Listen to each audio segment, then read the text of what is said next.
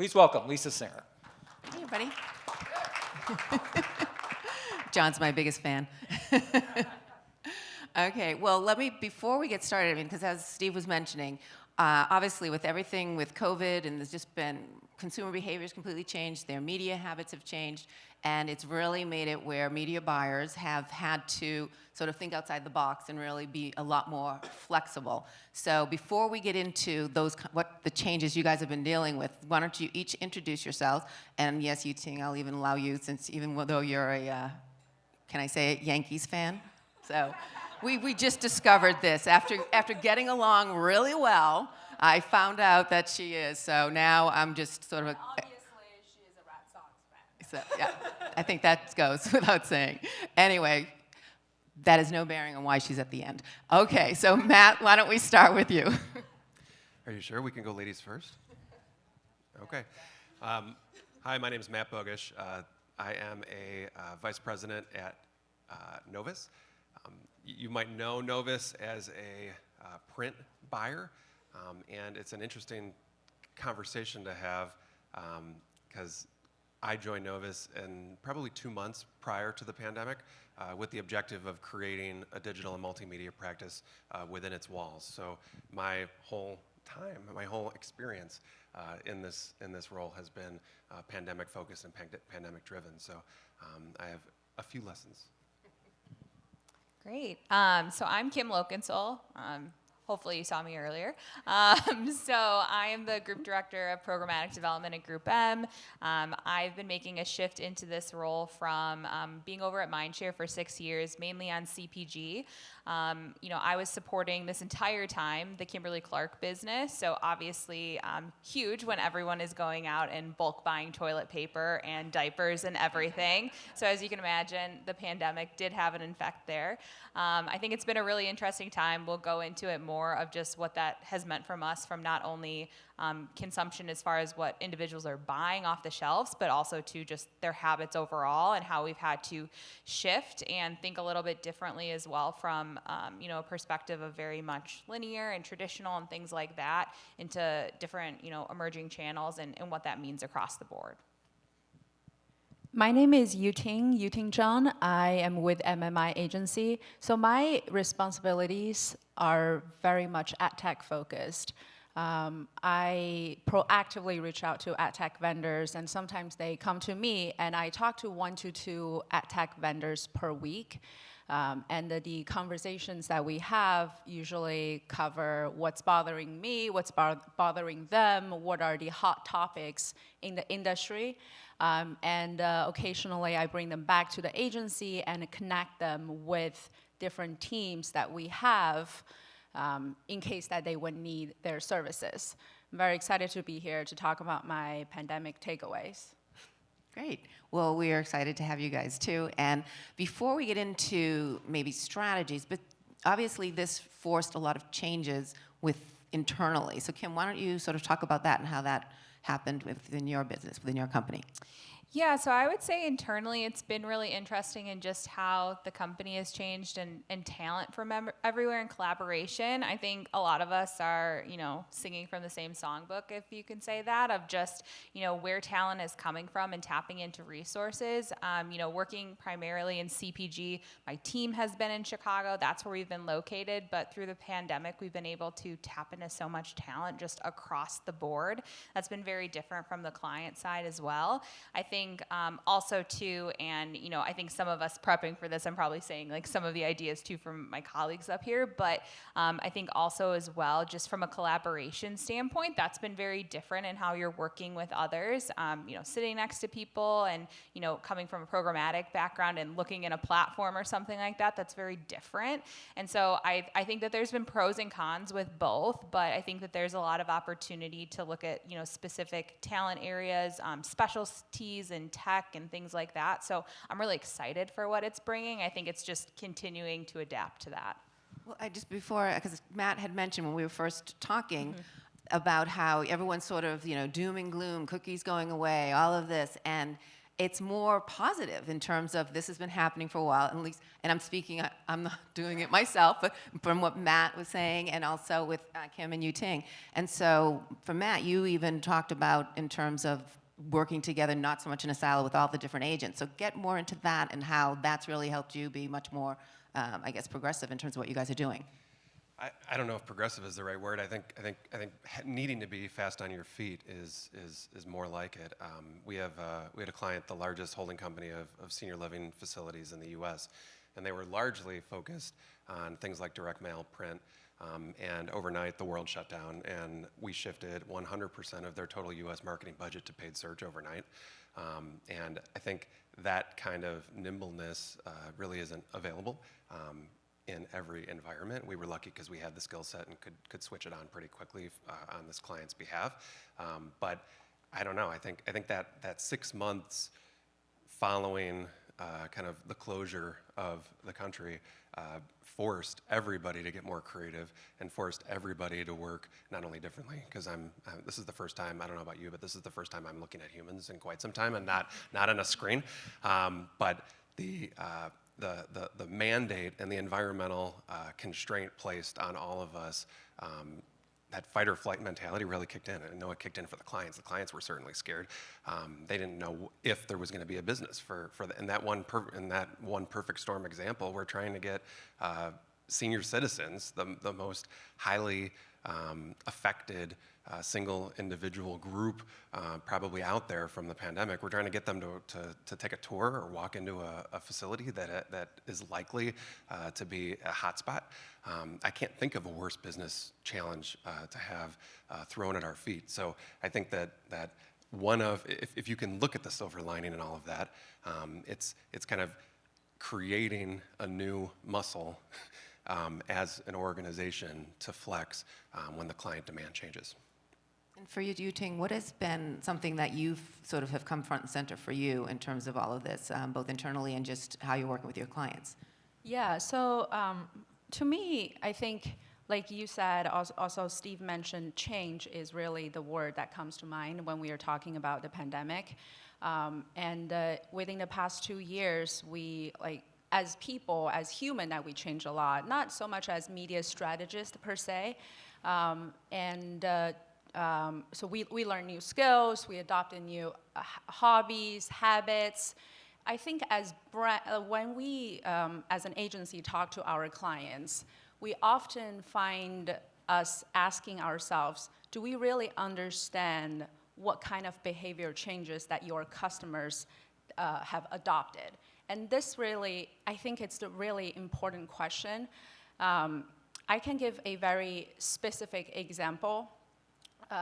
When in March 2020, the world shut down, we started working from home.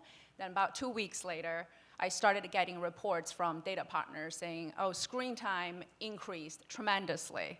Everyone's working from home on their desktops, and they have their TV on, they're playing music or podcasts in the background, also scrolling on their social media. I don't know how one can do that, but then we go to our clients' website data.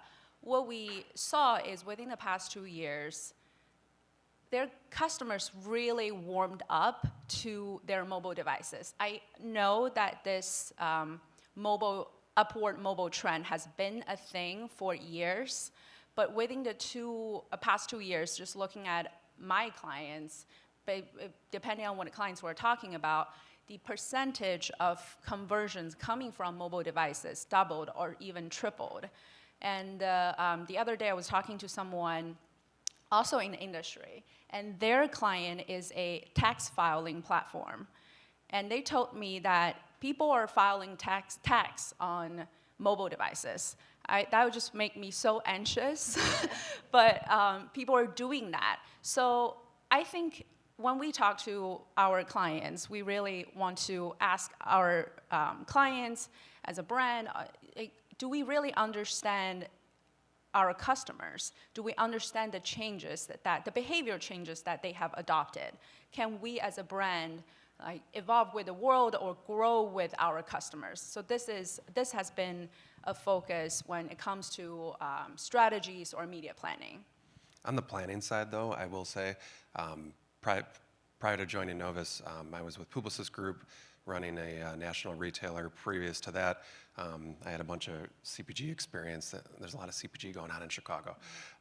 And I don't know about you, but all of my clients looked at MMM and largely follow it to a T. They're looking at those econometric models, sometimes some sort of multi-touch attribution solution, but for a CPG or for a retailer, you're looking at that MMM readout that comes, I don't know, lagging quarterly. So a month or two after a quarter's close, you might have channel level insights that you might be able to deploy to make tweaks across the mix. For all those advertisers, all of those assumptions and all of that look back kind of econometric decomposition of sales data is useless. You all of a sudden have absolutely no foundation in order to make strategic business choices on your next quarter's worth of media investment.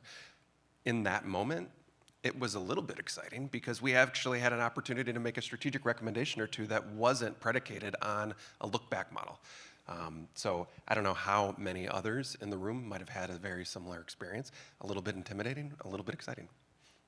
Well, and when you say that, because it's true. I mean, a lot of the marketers I am talking with, they basically said that's what they represented everything. Even with when you mentioned CPG in particular, the CPG brands I'm talking with, all of a sudden they were lost because we can't look at what happened last year or the year before. It's unprecedented.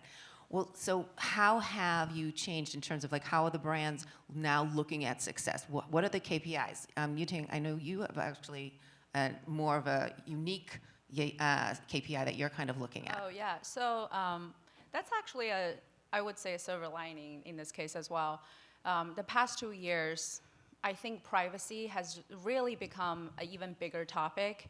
We were doing everything online, buying grocery, giving out more data than we ever had, and using QR code, scanning QR code in every restaurant, and also those vaccination passports adopted in some European countries.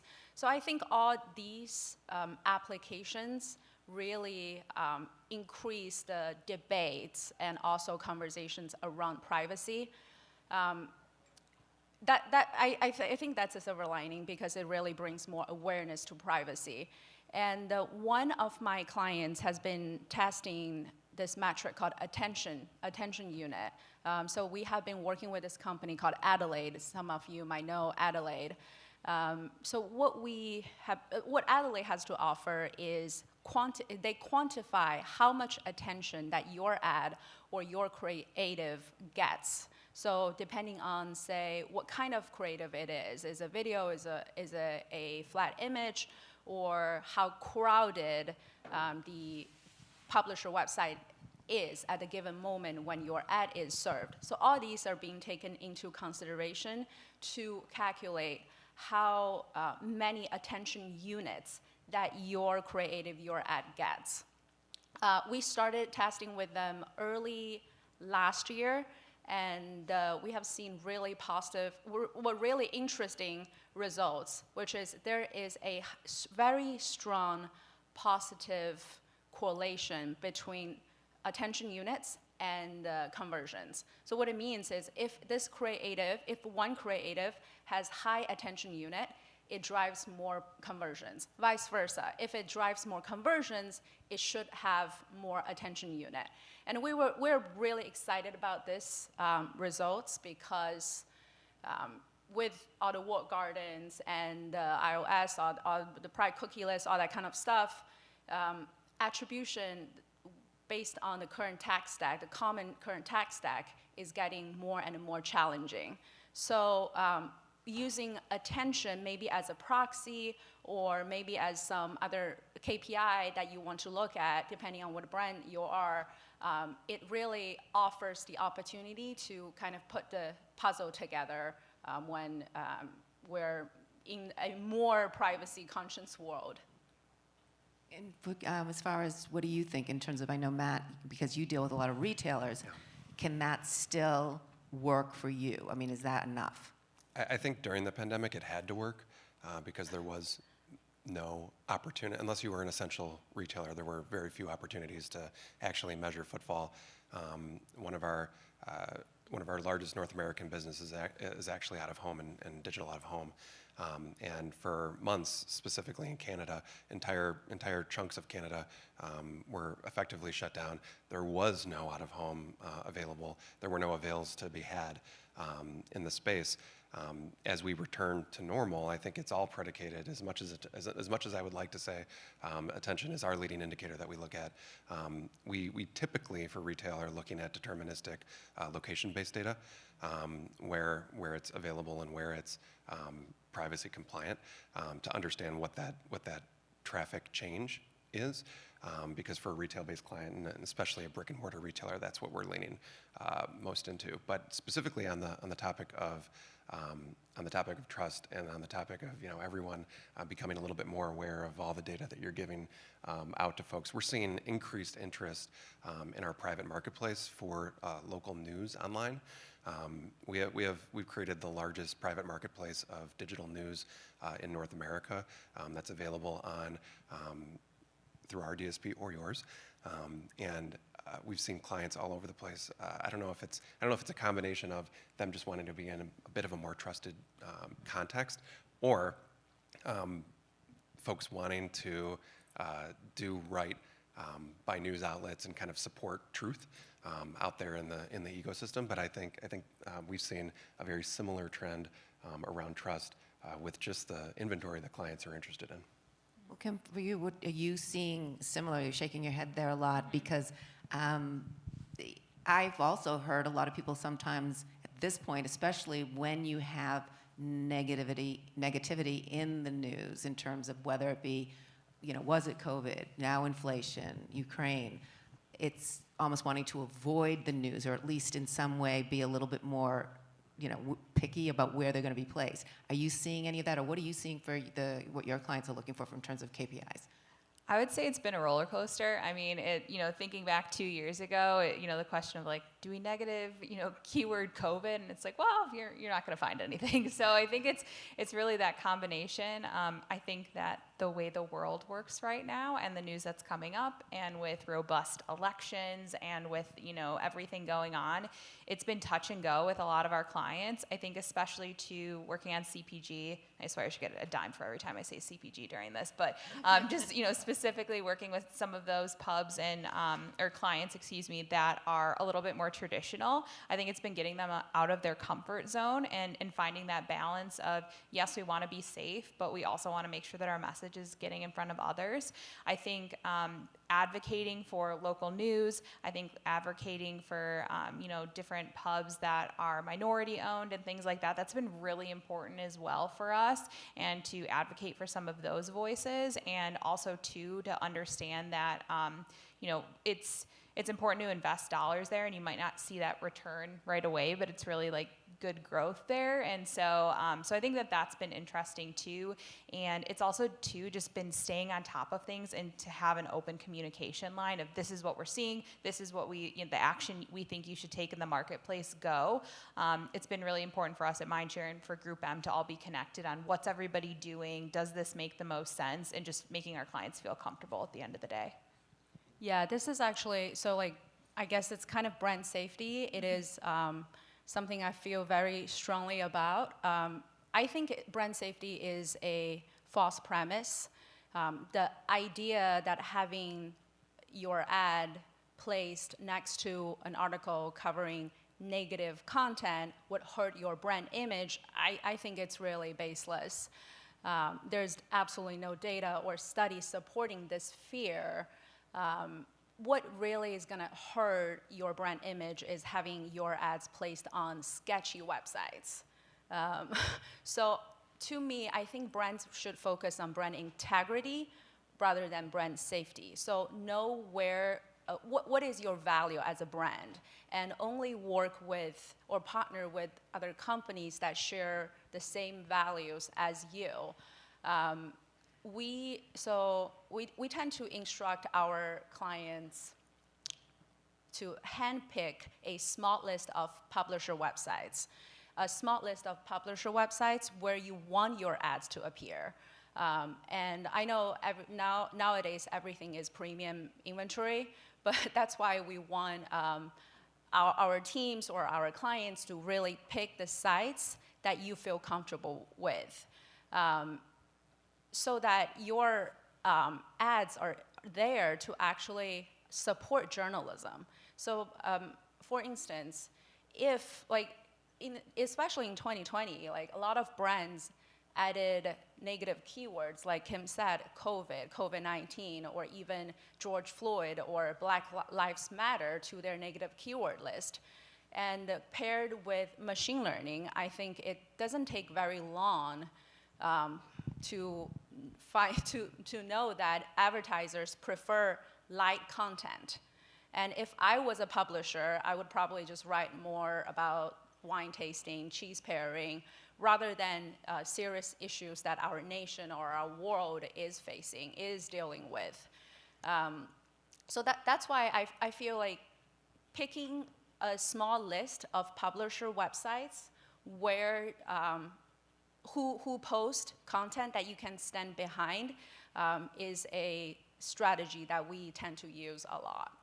Well, and so let's get into that, into the strategy, and where are you investing now your dollars? Where are you finding that it's working? We can start with you. I'll answer that question, but I really wish I knew a wonderful trade publication who could do a research study to answer your question, because I think we all live in fear of the CMO email at 2 in the morning with the screenshot of the ad on a site that you'd prefer not be on.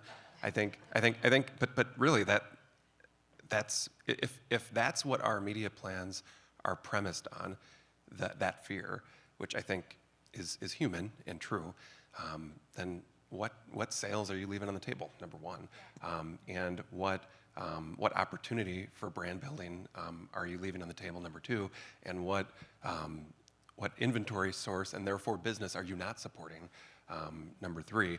By the way, I'm not an advocate for unsafe content. I think and respect brands that want to be in safe places. I think that it's our job to kind of take our clients' lead, but we also have to help lead them through that path. So just putting a plug in there, if there were any industry publications who would want to take that fight on and do some custom research, I think we would all benefit greatly if there was an interesting outcome there. But I'd say it's. I think your question was more around where are you placing your bets, yes. And where is your investment going?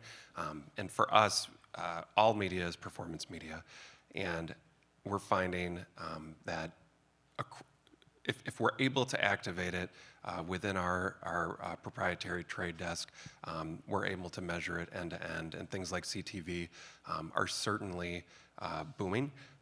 Avails are up. Costs are not as crazy as they used to be, and to maybe not a one-to-one relationship, but to a certain extent, we're able to sequentially message in a way that motivates and drives consideration differently. So I'd say if there was a place that we were placing more of a bet today than we were pre-pandemic, for all of those reasons, it's probably CTV. Yeah, I would say the same thing. For CTV, I think we're also trying to figure out too the right tech that can support that and what makes sense from like a consolidation standpoint and really managing everything at a reach and frequency perspective. It's really interesting with what I went over with all of the retail platforms as well too, and how that will fall into the mix.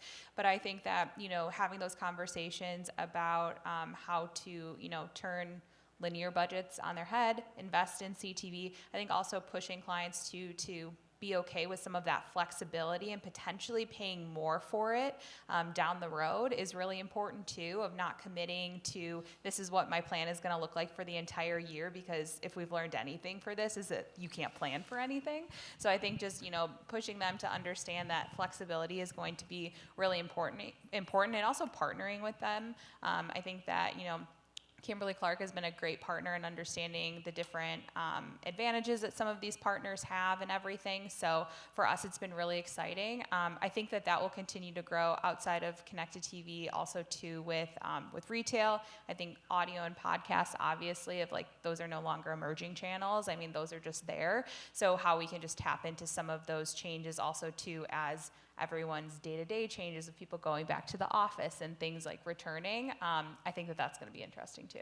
Well, and I just want you to dive a little deeper since, you know, the retail networks are definitely your forte, but also working with them in partnerships. Are you finding that you're able to still keep with that flexibility, still have them give you more information so you can optimize when you need to?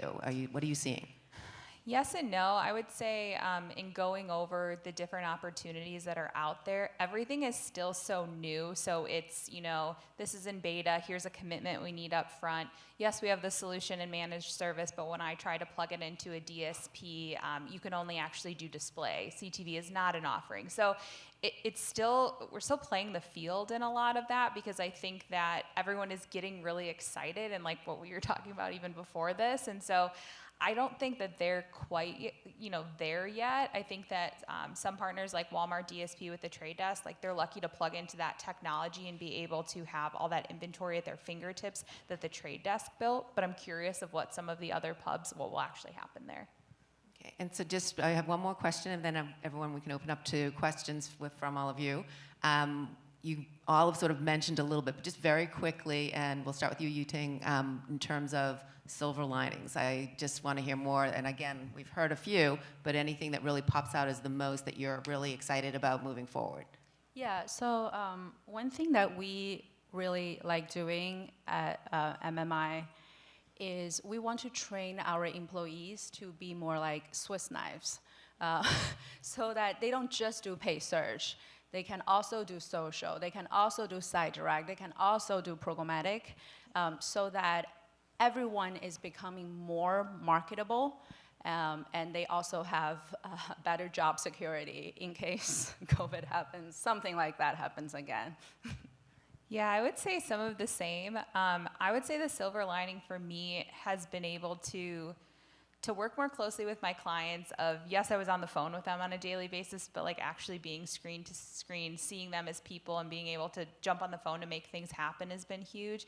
And I think from my perspective, the collaboration that has happened across teams has been so awesome. Like coming from, you know, I started in digital, so trying to go back now and learn more about linear and what that means for CTV has been great and a learning curve for me. And I'm just able to tap into so many individuals, and also too, we're just creating new roles, it seems like every day, because there's a need for them. So all of those things I think have been really positive that I look forward to.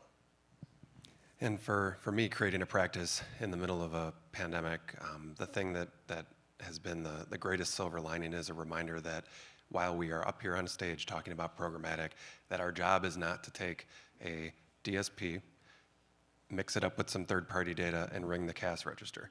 Like, I think the media landscape that we all exist in makes us feel like we're pushing buttons and not thinking. And I believe that 90% of our work is done before we ever touch the platform. Our methodology actually starts at the zip code level, where we're actually trying to understand custom trade areas for each of our individual store locations in a retail example.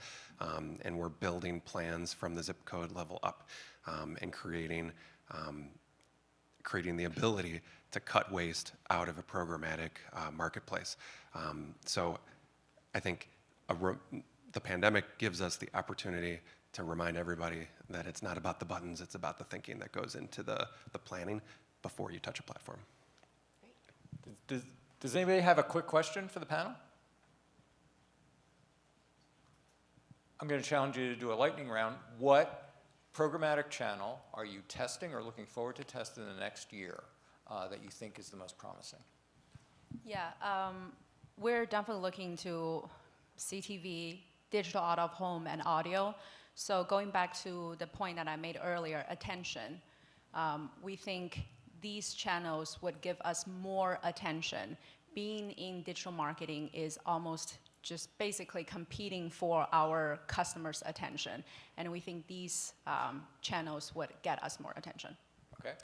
I would say CTV, like we're there already. I think what's interesting is all of the geeky back-end stuff of where all that inventory is coming from and how to tap into unique partnerships as there's a new platform we can, binge watch something on every day. And then I also think digital out of home, just because I think that is sometimes for us sitting from a programmatic standpoint, it seems too good to be true because of the simplicity of it just making sense. We were talking about that earlier today with some individuals, so I think that would be interesting too. Cool. I'd say audience-based buying with digital out of home. Okay. Absolutely. Yeah, I think digital out of home would be really cool. Nobody said de-gaming, though, even though that's the thing that most people are spending most of their time doing digital. No? Sorry. All right. Okay. Sorry. No, you didn't disappoint Can I me. say what Yeah. I think? We're gonna- How about gaming? I think that That's might right. be How the about best way gaming? to go. No, we're going to talk about that later. Lisa, guys, thank you so much.